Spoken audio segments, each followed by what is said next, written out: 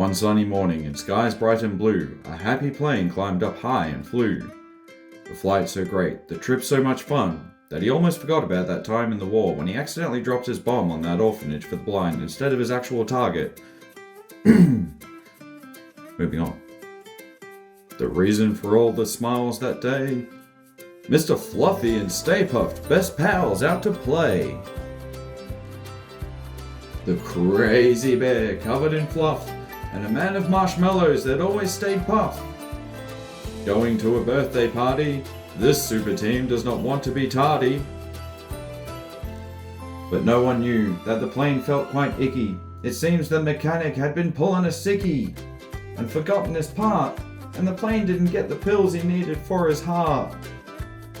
Outsourcing and budget cuts had taken their toll and worn down his heart, his body and soul. He coughed and he wheezed, trying not to be sick. But this old plane's ticker ticked its last tick. Our pals were frightened, their hearts filled with gloom, when this plane hit the ground with a bang and a boom.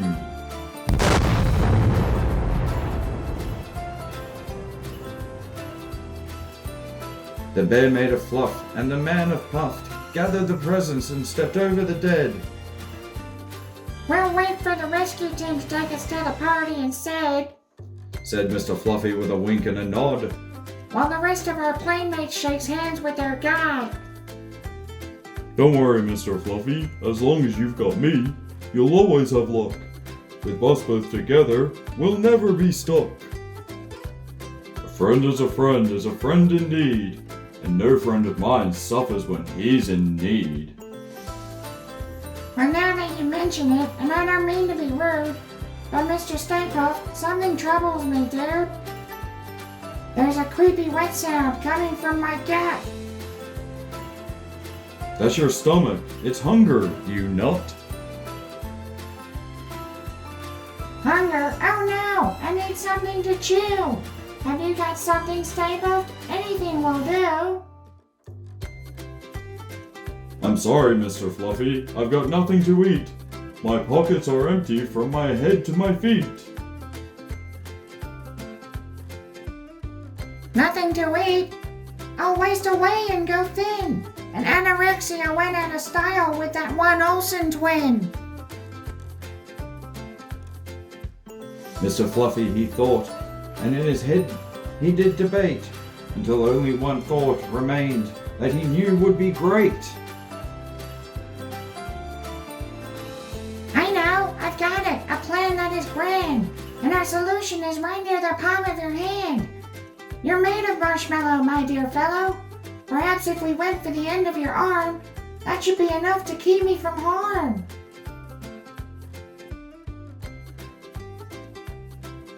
Stay Puft was about to protest, but then he remembered his oath and knew this was the test. A friend is a friend indeed, and no friend of mine suffers when he's in need. Mr. Fluffy, I'll make you a deal. I'll give you the left arm if that ends your meal. Oh, Mr. Stay Puft, you're amazing, the master of charm. I am very excited to dine on your arm. And with that, Mr. Fluffy went to cut off his arm, but his hand slipped and accidentally did more God, it's in harm. my hair. Do you know how hard this shit is gonna be to wash? Mr. Stay Puft's head did fly in the air, leaving his body just kind of twitching there.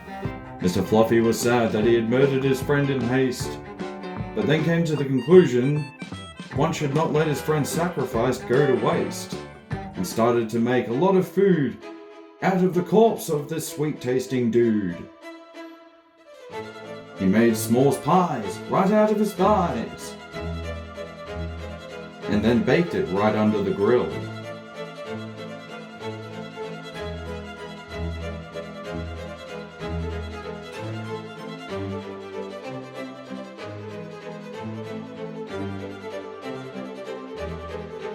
But still, his stomach had no chill.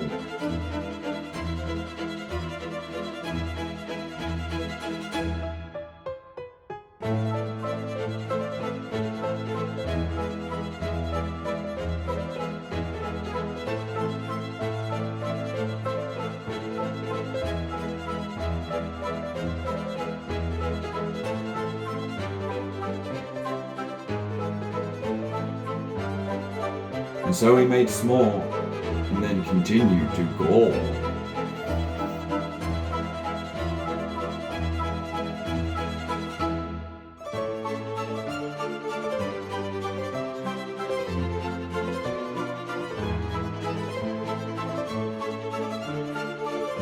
He then made many of a marshmallow cube, and savoured the taste of his friend and best dude.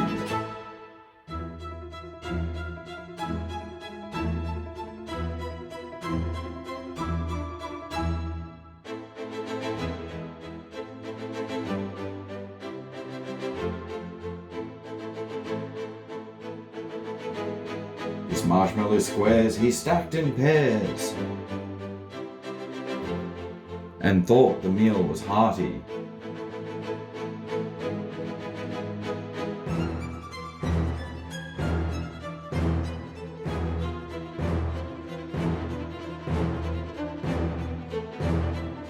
And then he realized, what about the party?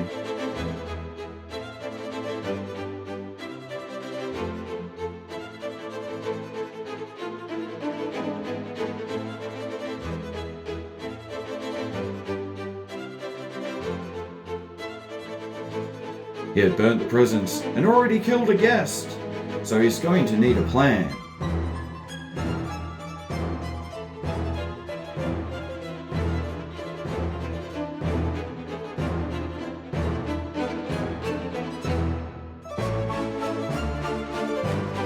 Wait, I've got an idea. His steakhouse is the man.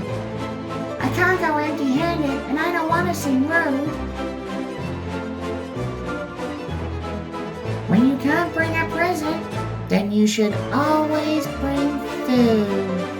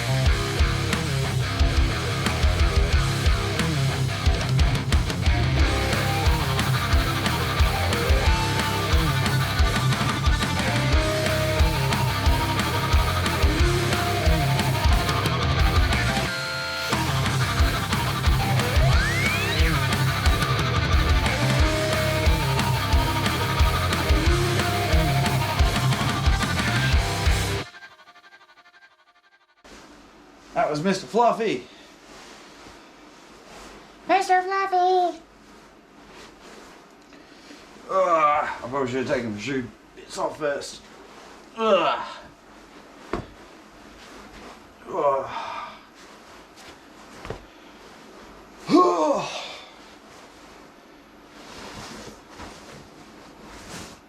If I wasn't filming this for class, I'd be naked under there.